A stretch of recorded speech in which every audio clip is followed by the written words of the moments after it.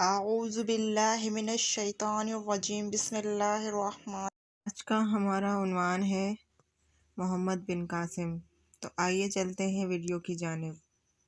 محمد بن قاسم کا پورا نام عماد الدین محمد بن قاسم تھا، جو بنو امیہ کے ایک مشہور سپہ سالار حجاج بن یوسف کے بھتیجے تھے۔ محمد بن قاسم نے 17 سال کی عمر میں سندھ فتح کر کے ہندوستان میں اسلام کو متعارف کرایا۔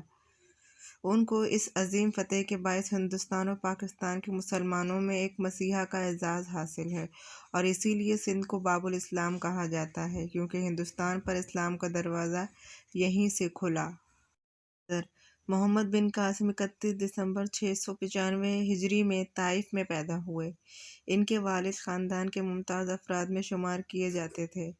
جب حجاج بن یوسف کو عراق کا گورنر مقرر کیا گیا تو اس نے سقفی خاندان کے ممتاز لوگوں کو مختلف عہدوں پر مقرر کیا۔ ان میں محمد کے والد قاسم بھی تھے، جو بصرہ کی گورنری پر فائز تھے۔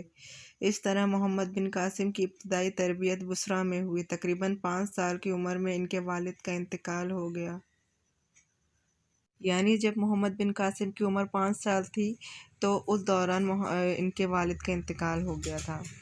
کارنامے: محمد بن قاسم کم سن تھے، لیکن اس کم سنی میں بھی انہوں نے نہ صرف ایک عظیم فاتح کی حیثیت سے اپنا نام پیدا کیا، بلکہ ایک کامیاب منتظم ہونے کا بھی ثبوت دیا۔ انہوں نے تقریباً 4 سال سندھ میں گزارے، لیکن اس مختصر عرصے میں انہوں نے فتوحات کے ساتھ ساتھ سلطنت کا اعلیٰ انتظام کیا اور سندھ میں ایسے نظام کی بنیاد ڈالی جس نے انصاف کے تمام تقاضوں کو پورا کیا۔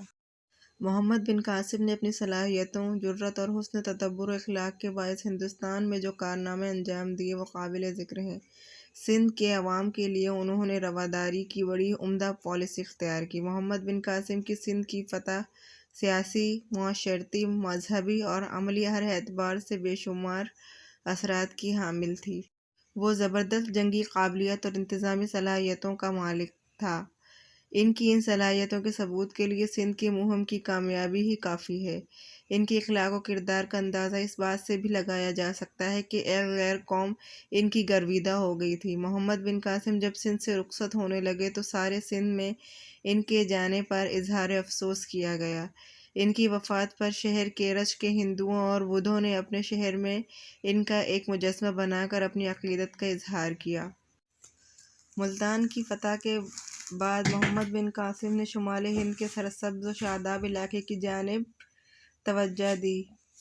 پہلے قنوج کے راجا کو دعوت اسلام دی، لیکن اس نے قبول نہ کی تو محمد بن قاسم نے قنوج پر حملے کی تیاری شروع کر دی۔ اس دوران 95 ہجری میں حجاج بن یوسف کا انتقال ہو گیا اور ولید بن عبد الملک نے مشرقی ممالک کے تمام گورنروں کے نام احکامات جاری کیے کہ وہ تمام فتوحات اور پیش قدمی روک دیں۔ محمد بن قاسم کی شمالی ہند کی فتوحات کی خواہش پوری کرنے کی حالات نے اجازت نہ دی اور کچھ ہی ماہ بعد خلیفہ ولید بن عبد الملک کا بھی 96 میں انتقال ہو گیا۔ محمد بن قاسم کا زوال اور اس کے ساتھ ہی فاتح سندھ محمد بن قاسم کا زوال شروع ہو گیا، کیونکہ ولید کے بعد اس کا بھائی سلمان بن عبد الملک جانشین مقرر ہوا، جو حجاج بن یوسف کا سخت دشمن تھا۔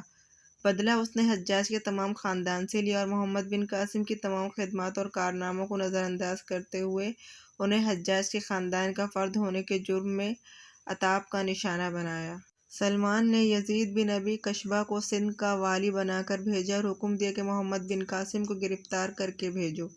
محمد بن قاسم کے ساتھیوں کو جب اس گرفتاری کا پتہ چلا تو انہوں نے محمد بن قاسم سے کہا کہ آپ کو اپنا امیر جانتے ہیں اور اس لیے آپ کے ہاتھ پر بیعت کرتے ہیں، خلیفہ کا ہاتھ ہرگز آپ تک نہیں پہنچنے دیں گے۔ لیکن محمد بن قاسم نے خلیفہ کے حکم کے آگے اپنے آپ کو جھکا دیا۔ یہ ان کی عظمت کی سب سے بڑی دلیل ہے کہ اگر وہ ایسا نہ کرتے تو ان کی امداد کے لیے سندھ کے ریگستان کا ہر ذرہ آگے آتا، لیکن انہوں نے اپنے آپ کو ابی کبشہ کے سپرد کر دیا۔ محمد بن قاسم کو گرفتار کرنے کے بعد دمشق بھیج دیا گیا۔ سلیمان نے انہیں واسط کے قید خانے میں قید کرا دیا۔ 7 ماہ کی قید کی صعوبتیں جھیلنے کے بعد 19 سال کی عمر میں 18 جولائی 715 عیسوی کو وہ اس دنیا سے رخصت ہو گئے۔ اگر آپ کو ہماری یہ ویڈیو اچھی لگے تو پلیز لائک، شیئر اور کمنٹ کرنا مت بھولیے گا، اور ہماری مزید ویڈیوز دیکھنے کے لیے سبسکرائب کے بٹن پر کلک کیجیے۔ شکریہ۔